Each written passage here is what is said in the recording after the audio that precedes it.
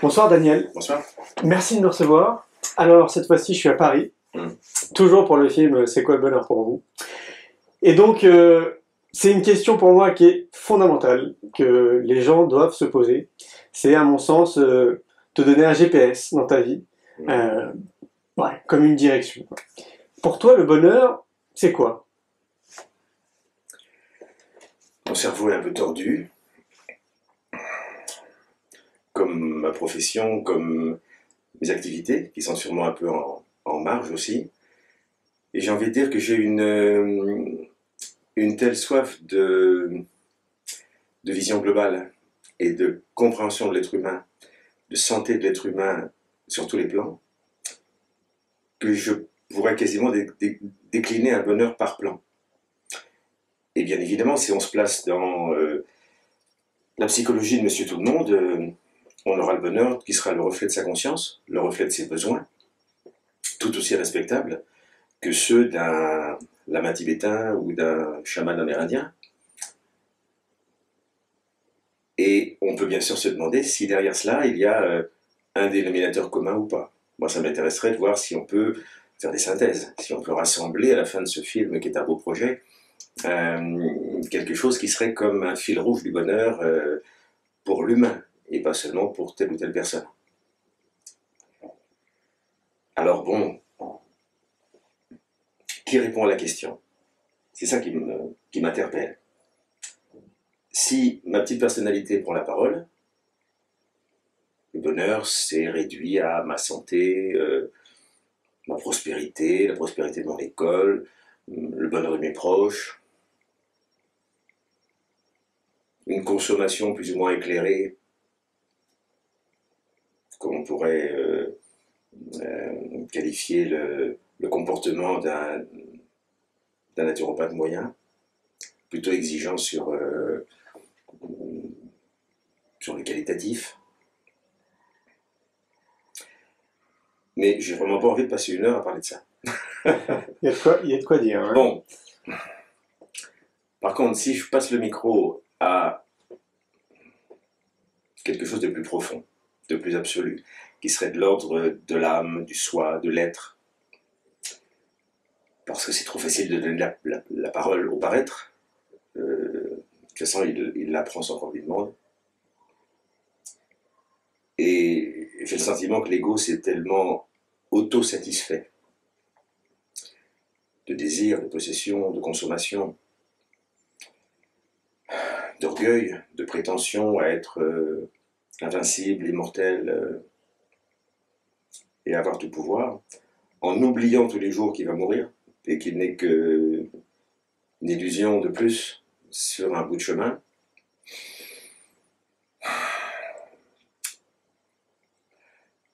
Le moi a une telle... alors je ne vais pas faire un cours de psycho, mais comme c'est un des cours que j'enseigne, et que je suis passé moi-même par une formation de psy, il me semble tellement réducteur de rester sur une pensée freudienne ou lacanienne que je me suis complètement reconnu dans la pensée de Jung, puis du courant transpersonnel. Et donc là, quand j'ai fait un bout de chemin, notamment grâce à Durkheim, il y a deux mots qui me sont venus au quotidien, c'est pour qui tu roules le matin quand tu te réveilles. L'être existentiel ou l'être essentiel. Des philosophes comme Peter de Nov disaient la même chose avec nature inférieure, nature supérieure. Saint Paul aurait dit pour le corps, le périssable, ou pour l'âme et l'esprit. Ça revient quasiment au même. Mais c'est tellement important. C'est tellement important puisque rien d'autre ne prend de sens que ce vers quoi on tourne son regard, ce vers quoi on tend son énergie, son vouloir. On existe par nos prises de position, on existe par nos actes, on existe par nos choix.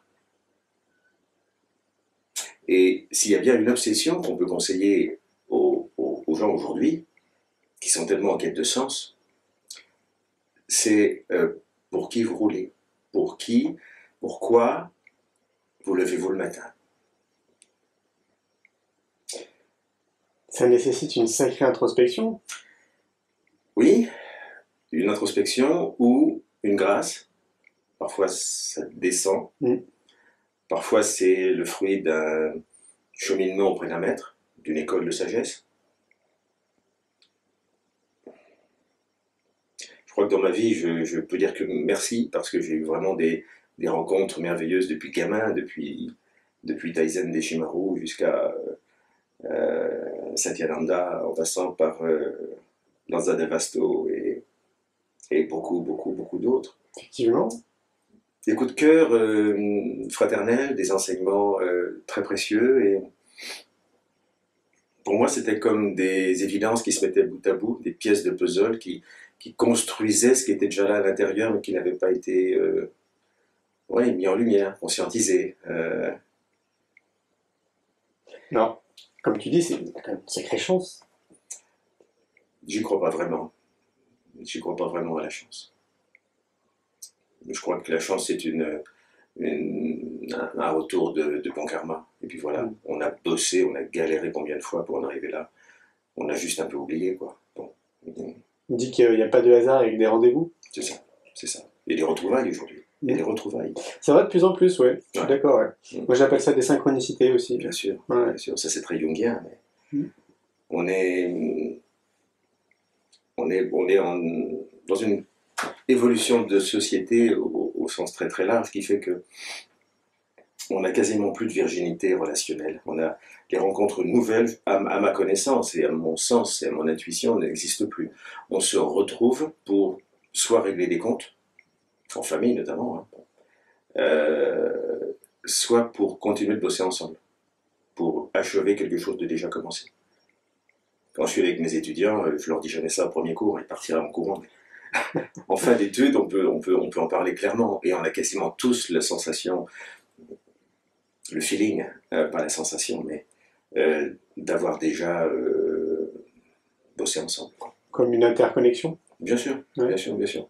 Comme si on était tous reliés les uns avec les autres. Ah oui, mais sur des rayons différents, sur des fréquences. On peut parler de rayons d'âme, on peut parler de couleurs, et ceux qui commencent à bosser dans la relation d'aide, ils se retrouvent dans ce courant-là. Ceux qui bossent dans le social, ou dans la médecine, ou dans la recherche, ou... Ouais, je pense. Alors qu'est-ce qu'on fait de tous ceux qui ne sont pas dedans? C'est-à-dire 90% de la population? Ben, on bosse pour eux. Ouais. On bosse pour eux, on éveille autant que possible des consciences au quotidien. À commencer par nos proches, parce que la famille, les amis, les connaissances sont pas toujours sur le même fil que nous. Et ils sont tout aussi respectables dans leurs différences et dans leurs choix. On dit que c'est les cordonniers les plus mal chaussés, mais c'est souvent le cas, hélas. On fait avec, mais si déjà on comprend que nos parents ne sont pas nos parents, que nos enfants ne sont pas nos enfants, mais des âmes qu'on retrouve, qu'on rencontre, et que c'est ça qui est important, et pas le rôle que l'on joue au niveau social et au niveau... Tu parles des masques bien sûr. Sociétales, ouais. Bien sûr. Tu penses qu'il y aura des conseils à donner? Tu penses qu'il y a des outils, des techniques? Bien sûr. Bon, toi, t'es naturo. Je suis naturo et je suis psychothérapeute depuis 30 ans, donc j'accompagne uniquement les gens dans ce champ du transpersonnel. Il n'y a que ça qui m'intéresse. Donc, tu as plein de conseils à nous donner. Ouais. Ouais, on peut dire ça. Moi, j'aime bien travailler avec les gens qui ont déjà réglé le minimum de ce qu'on peut appeler papa, maman, pipi, caca, les bases de... Voilà. Le sexe, l'argent, le pouvoir, les répétitions des schémas parentaux, c'est quand même un peu l'ABC de la psychologie fondamentale pour savoir un peu qui on est. Et puis bon. Mais si on s'arrête là, on ne fait que consolider le moi, on fait que le nettoyer, le renforcer, pour qu'il soit bien à sa place dans le troupeau, dans le système. Et comme le système est profondément et résolument limité au matérialisme, à la consommation et au déni de toute forme de transcendance,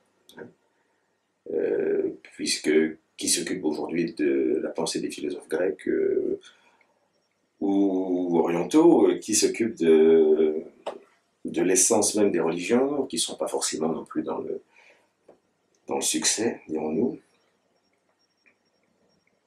Je ne sais pas, j'ai l'impression qu'il y a trois façons d'évoluer sur Terre pour un être humain. Trois façons de grandir. La première, hélas, c'est celle que la majorité des gens suivent, c'est ce qu'on appelle l'évolution naturelle. Elle est quasiment darwinienne. Elle correspond à l'évolution qui se fait sur des milliers, des millions d'années, comme les végétaux, les minéraux, les animaux évoluent. À l'échelle humaine, c'est imperceptible. Et les grands frères d'Orient nous disent des tours de manège, le samskara, les roues des réincarnations qui font que 200 000 existences sont nécessaires à peu près, selon les Tibétains notamment, pour arriver à sortir de ce schéma répétitif et commencer à entrer dans la réflexion. Voilà. Et s'il n'y avait pas que cela, et si la vie n'était pas que cela. Évolution naturelle. Après, il y a l'évolution par le cœur, la voie du cœur. C'est la voie de la compassion, c'est la voie christique, c'est la voie qui passe par la mystique aussi. C'est comme un retournement de l'être, mais par le cœur. À l'opposé de toute raison, à l'opposé de toute logique, de tout cartésianisme. C'est la voie qu'ont connue la plupart des saints d'Orient et d'Occident. Et puis il y a la voie des sacrements, à laquelle je crois aussi, qui fait que dans toute religion authentique, il y a une transmission d'énergie, de présence, qu'on l'appelle divine ou cosmique, peu importe. Et quand on est dans l'ouverture, dans l'accueil, cette énergie, elle est transformante. Elle peut faire sauter des barrages, dissoudre des vieilles ignorances, des croyances erronées, et participer à notre métamorphose. C'est pas la voie la plus connue, enfin la plus pratiquée en tout cas. Ouais. Parce que la routine du rituel n'est pas forcément la plus puissante au niveau de la magie blanche, de la magie spirituelle. Et puis il y a la voie de la tête qui est la voie de la connaissance, la voie de la sagesse, qui passe par l'étude des textes, qui passe par l'étude de la partie ésotérique des connaissances, au sens noble. Hein. L'ésotérisme, c'est juste la science cachée, partagée plutôt par les maîtres et par les initiés de différentes cultures. À ce niveau-là, je me définis vraiment dans la collégialité et j'ai fait des bouts de chemin un petit peu partout, mais je n'appartiens à personne. Je suis en pleine sympathie, en pleine fraternité avec les théosophes, avec les rosicruciens, avec... Il y a du bon à prendre un peu partout. Évidemment, évidemment. Et puis encore une fois, mon cerveau, il aime bien faire les synthèses. Alors il voit des choses qui dépassent là et qui ont la même couleur, et il les rassemble. Et ça me semble plus juste d'être dans cette ouverture et dans cette liberté. Comment tu vois évoluer la société à l'heure d'aujourd'hui, si on devait faire un bilan? Certains disent que le 21e siècle sera spirituel. Moi, je pense que oui. Oui, moi aussi. Toi aussi, ouais. 21 et 22 d'ailleurs, parce qu'ils ne sont pas... Ah, même 23. Hein. Moi, je suis assez conscient des cycles et de cette bascule dans l'énergie du Verseau qu'on a engagée. Et là, on est parti pour 2200 et des poussières d'années sur cette énergie dite du Verseau. Et marche ou crève, au bout, c'est la fraternité quand même, quoi. On y va, on y va. Et la crise qu'on appelle aujourd'hui socio-économico quelque chose, c'est un épiphénomène de cette métamorphose. La grande résistance de l'humanité aujourd'hui, encore une fois, c'est celle de l'ego, qui lâche pas prise facilement à ses croyances, à ses plaisirs, à ses illusions et à ses mirages. On pourrait les appeler comme ça. Encore faut-il donner une définition à l'ego. Alors l'ego, au sens jungien du terme, c'est le petit moi, c'est la persona des Grecs, c'est le masque que je prends pour être un bon père ou un mauvais père, un bon prof ou un mauvais prof, un bon médecin, un mauvais médecin. C'est mon identité sociale, culturelle,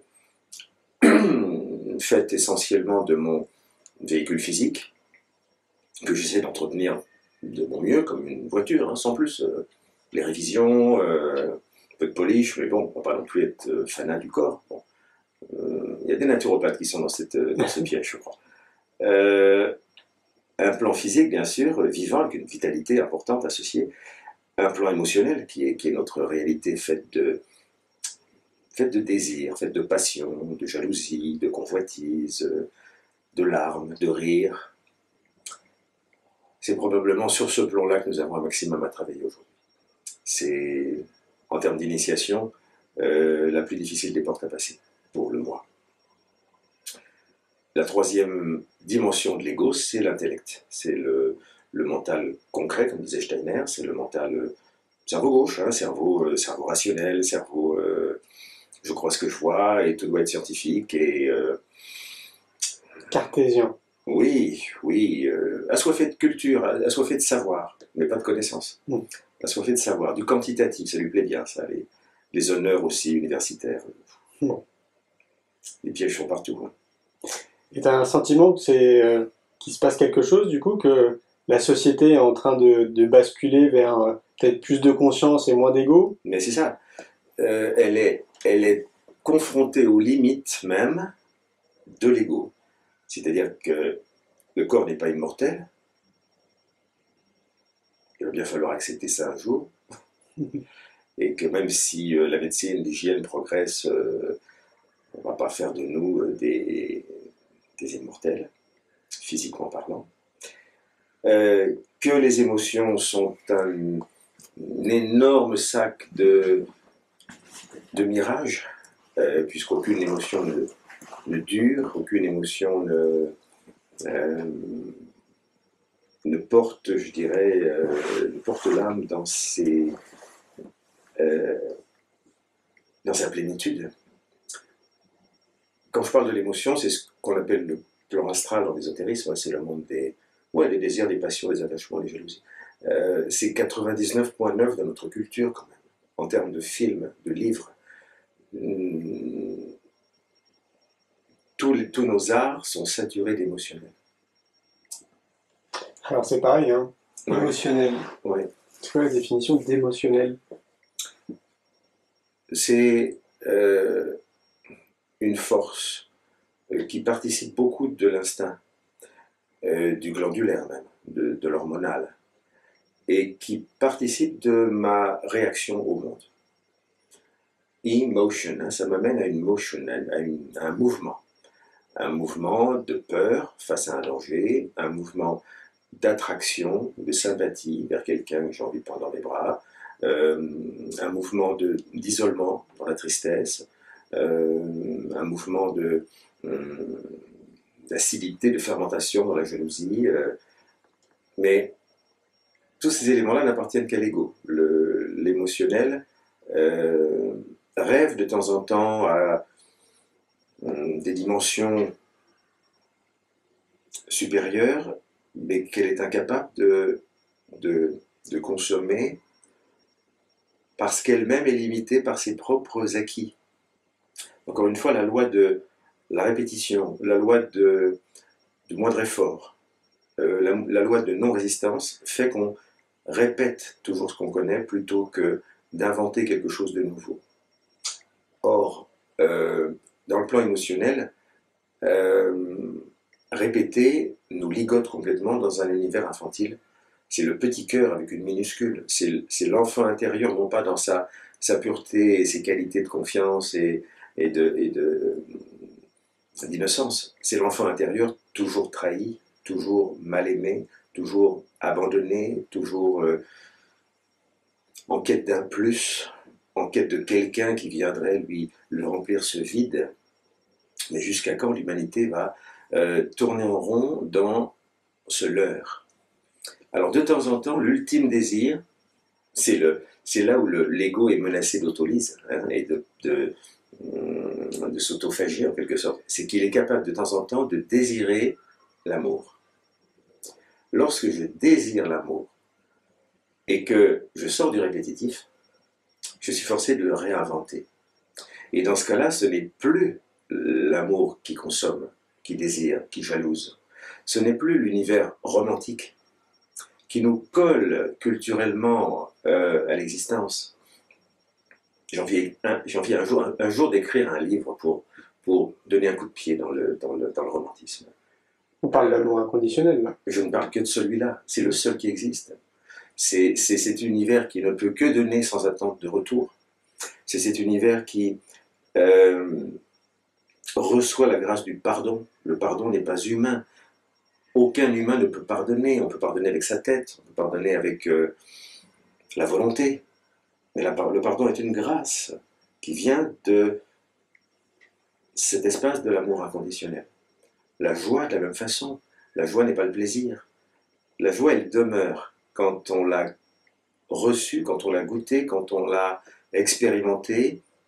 Elle ne peut plus nous échapper. Et le bonheur?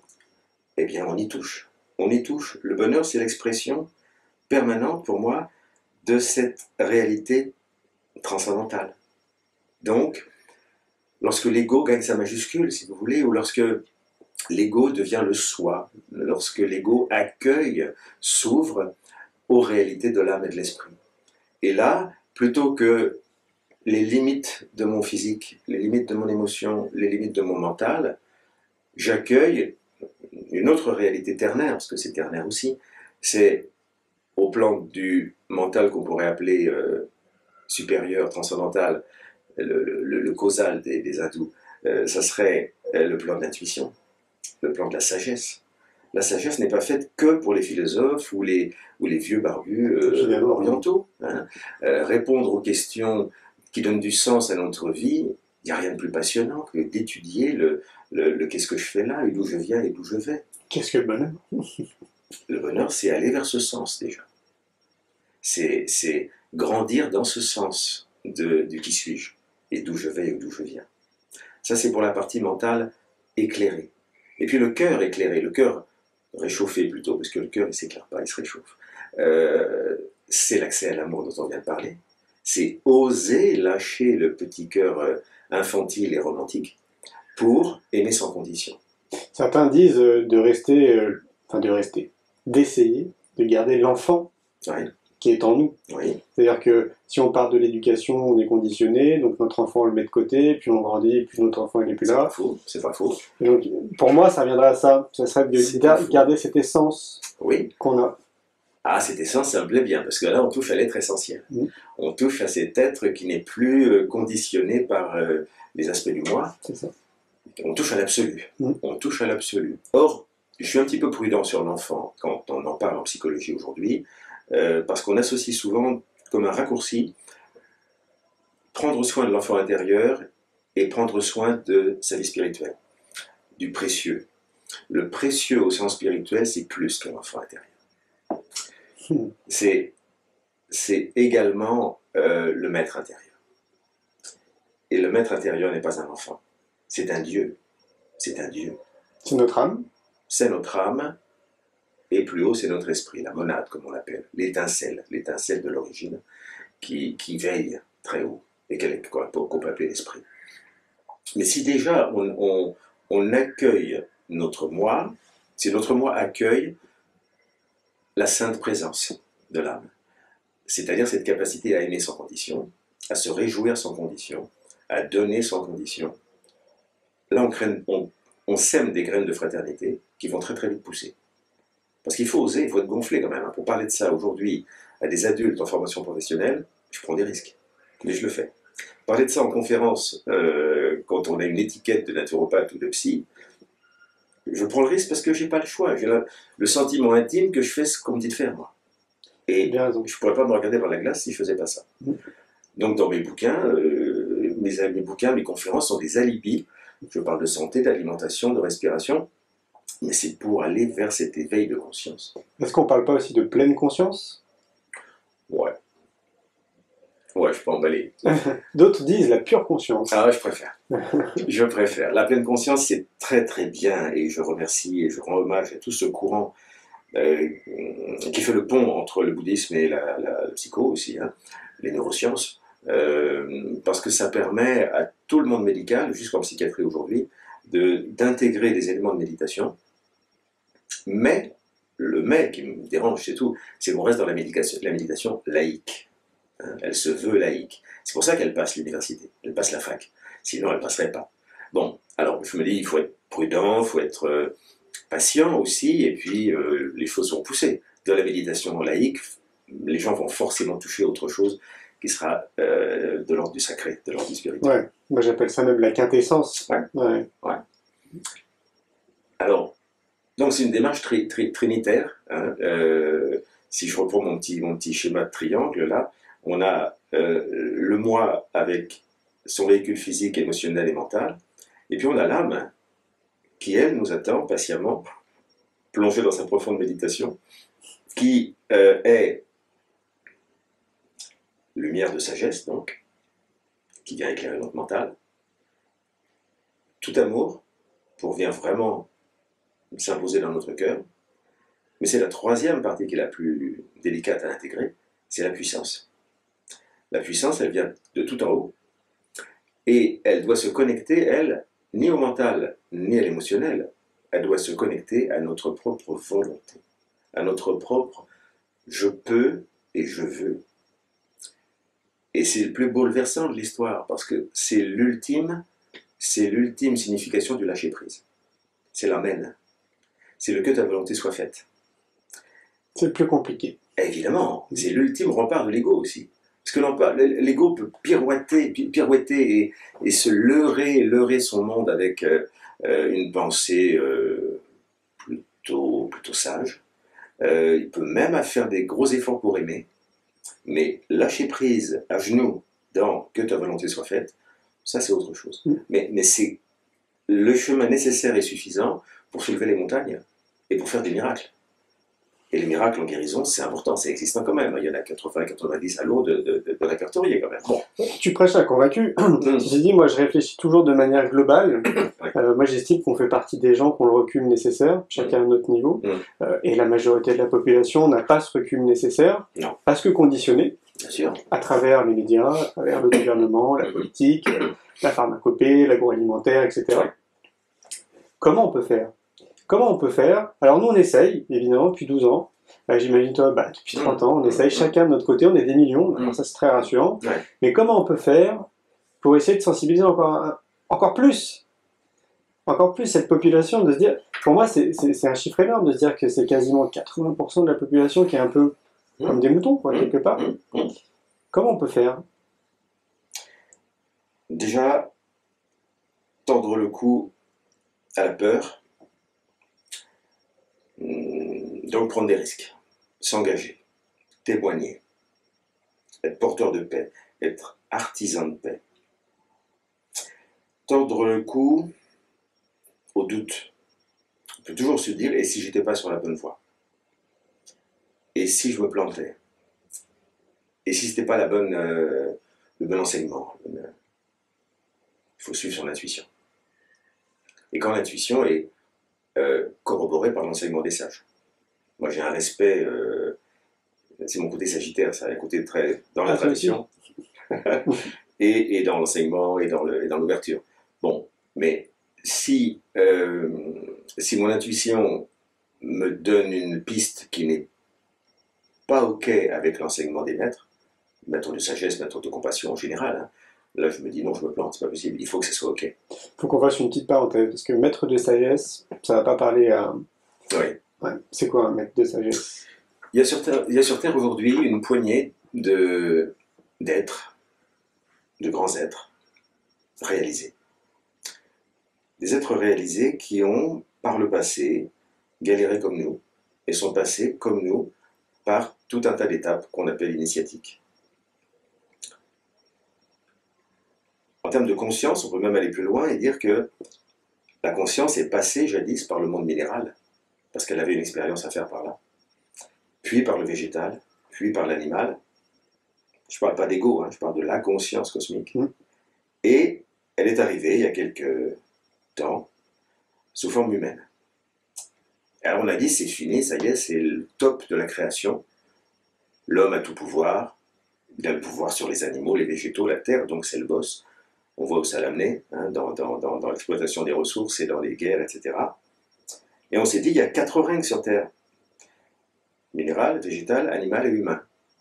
Mais non, il y en a au moins 5. Le 5e règne, c'est le règne spirituel. Des êtres qui ont traversé les épreuves de lâcher prise, de prise de conscience, d'éveil, alors qu'on appelle ça l'éveil dans le bouddhisme, l'illumination, le satori au Japon, le samadhi en Inde, etc. C'est la même chose. C'est passer des portes qu'on retrouve en franc-maçonnerie, qu'on retrouve dans les enseignements rosicruciens, peu importe. C'est passer des portes consciemment, généralement aidés par des frères aînés, parce que tout seul c'est difficile, c'est long et difficile de travailler seul. C'est pour ça que les confréries, les groupes spirituels, les écoles spirituelles sont là aussi pour nous aider. Ça fait peur en France parce que on connaît bien les dangers des manipulations mentales aussi, hein, et des sectes. Merci de le dire. Oui. Alors, il faut en parler. Je suis très concerné depuis des années par cette histoire. Et quand je vois que la Mivilude, l'organe de protection par excellence des familles et amalgame en permanence les manipulations mentales et les médecines douces, par exemple, ou l'écologie, ou la psychologie jungienne, le yoga, les fabricants de vêtements en lin, ça va jusqu'à là quand même, hein, la liste est très très longue. Ouais, on se dit qu'il y a une absurdité, quoi, on marche sur la tête là. C'est voulu, hein. Maintenant, le système en soi, il est critiquable, c'est clair, mais un organisme comme la Mivilude est nécessaire pour éviter aussi les dérives. Il y en a. Clairement. Il y en a. Et c'est pas le diplôme qui fait l'éthique du professionnel. Bon. Sur ce, quand on parle de maître spirituel, il y a comme un parfum de soufre, hein, et de danger, parce qu'on se dit, un gourou, c'est dangereux, c'est un manipulateur, et c'est tellement culturel, tellement culturel. On prend l'avion, on fait un tour en Inde ou en Extrême-Orient, et c'est le contraire, c'est l'évidence, quoi. J'allais dire, c'est très français. C'est très français. Ouais. Comme le freudisme, comme le cartésianisme, bah oui, on fonctionne avec des croyances importantes comme celle-là, et je ne sais pas si on doit en être fier, mais j'ai appris qu'en Inde, on a sur sa carte d'identité le nom de son gourou quand même. C'est excellent. C'est-à-dire que tout le monde a une école de yoga, un maître, et on en est fier. Ils ont même un ministre maintenant. Oui. C'est génial. Un ministre du yoga, de la médecine ayurvédique et de la naturopathie. Et quelle étape? Et de la naturopathie. Là, on vient de gagner une sacrée marche. C'est génial. Combien ils sont? 1,2 milliard potentiellement consommateurs de naturopathie et de yoga, c'est bien. Pour se plaisir de temps en temps. Puis ça va se propager, c'est sûr. Oui. Donc ces maîtres, pour revenir à eux, on peut les considérer comme des frères aînés. Ils ont abandonné le monde des illusions et des mirages. Ils ont autorisé, comme je disais, leur petit moi, pour ne garder que la partie sagesse, la partie amour et la partie puissance, au service bien sûr du bien. La puissance vient en dernier, parce que sinon c'est de la magie noire et c'est un dérapage. Alors, en Inde, ils sont très traditionnels et on les reconnaît comme des gourous. En Occident, je suis convaincu qu'ils sont comme banalisés, hein, et que pour plein de raisons sociales et politiques, ils ont intérêt à rester banalisés. C'est mieux. Bon. Mais ils font leur boulot comme ils peuvent, par les bouquins, par les conférences, par leur profession, ils sont rarement pères de famille isolés, parce que c'est pas le but aujourd'hui, hein. On n'est plus dans une époque d'ascèse et de mortification dans sa grotte. Non. C'est même tout l'inverse, hein, ces 5 dernières années, explosion. Explosion complète. Explosion complète.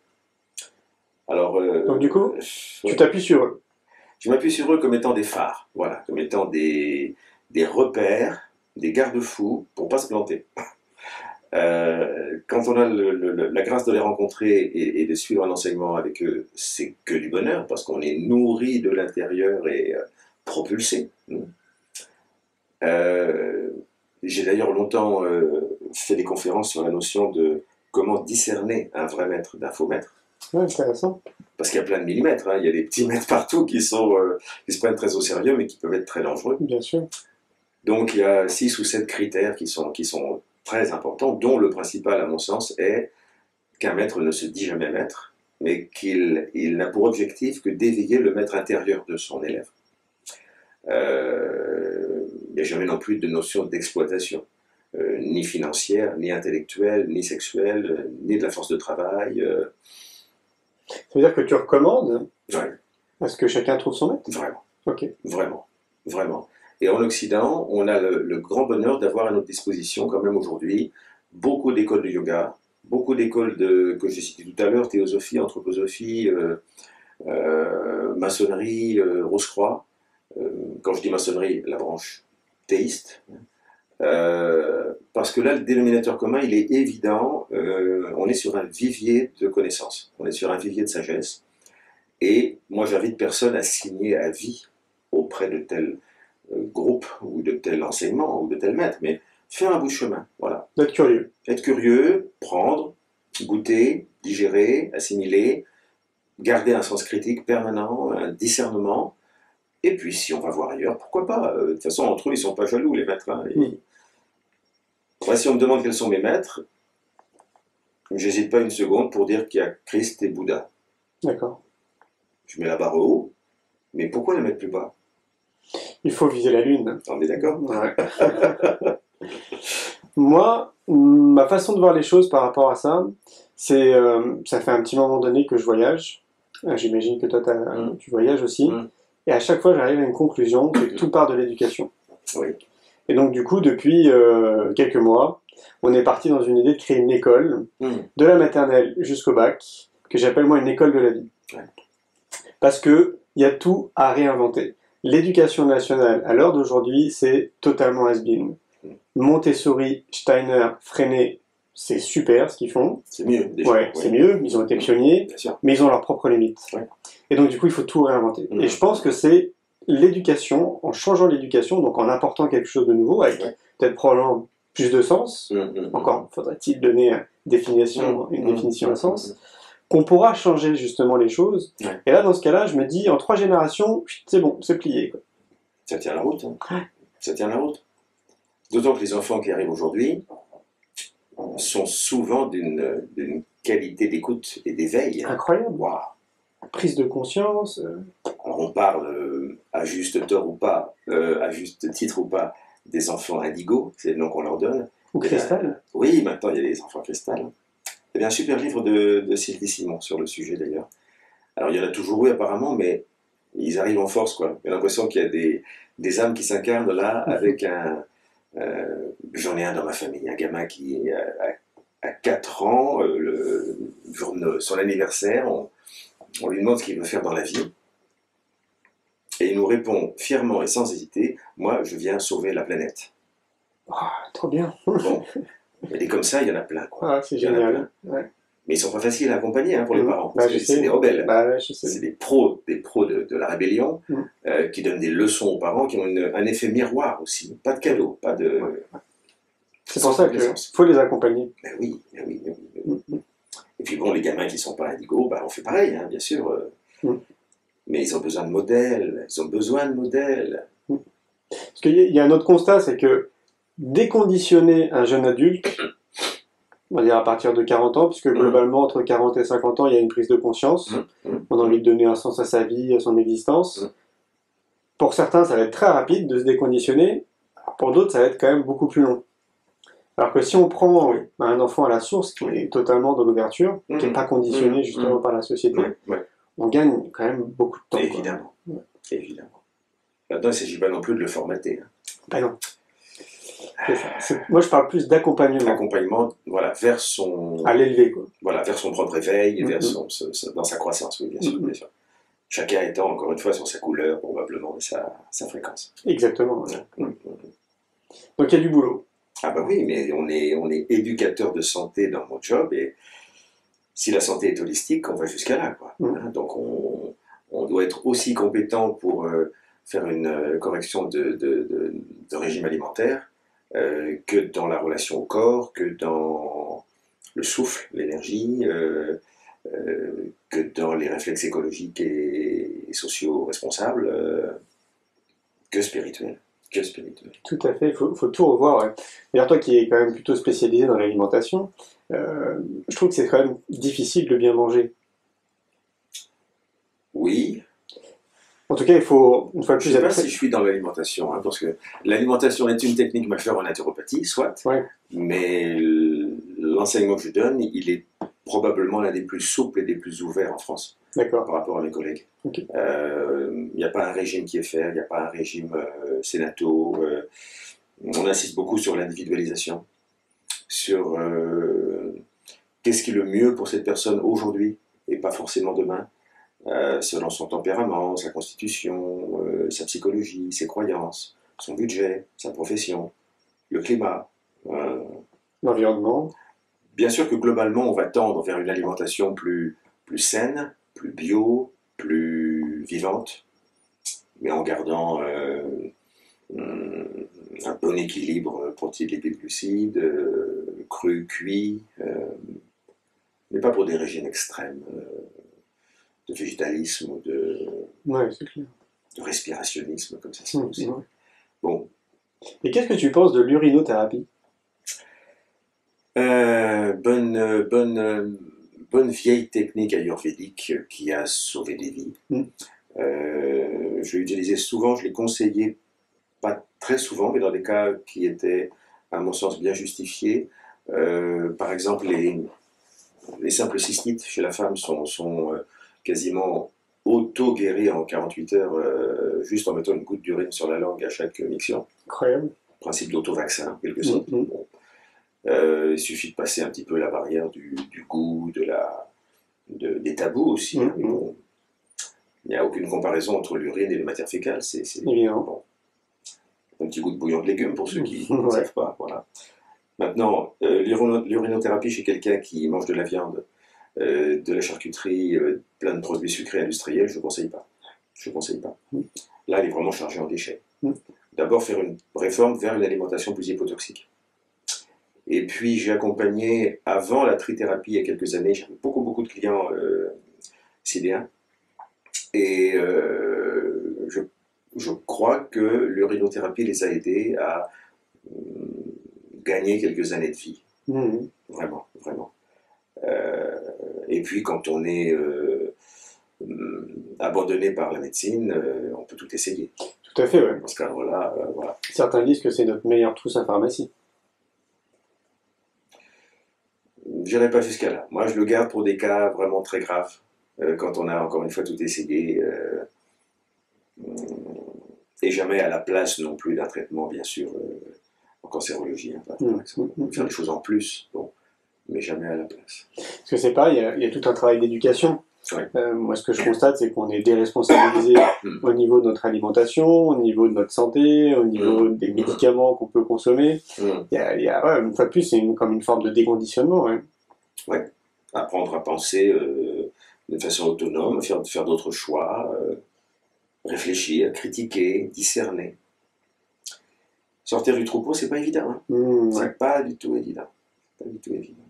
Les médias ont un impact, un pouvoir énorme là, dans l'avenir de la société. Combien de médias aujourd'hui sont porteurs d'espoir, de joie, d'optimisme? Des journaux spécialisés, on dirait que des bonnes nouvelles. Nous, on est bons. Hein. Bon. C'est rare. Hein. Ouais. Et là, c'est rare. Les porteurs de messages. Bon. Est-ce que je suis un homme à message? Je voudrais juste témoigner de ce qui m'est cher et de ce qui pourrait probablement à la fois aider les individus et aider la planète au plus tôt. Ça se résume en 2 mots que j'aimerais voir autour de mes cendres quand je serai incinéré. C'est tout simple, mais ça mérite d'être médité. C'est servir pour évoluer et évoluer pour mieux servir. Merci Didier. Merci.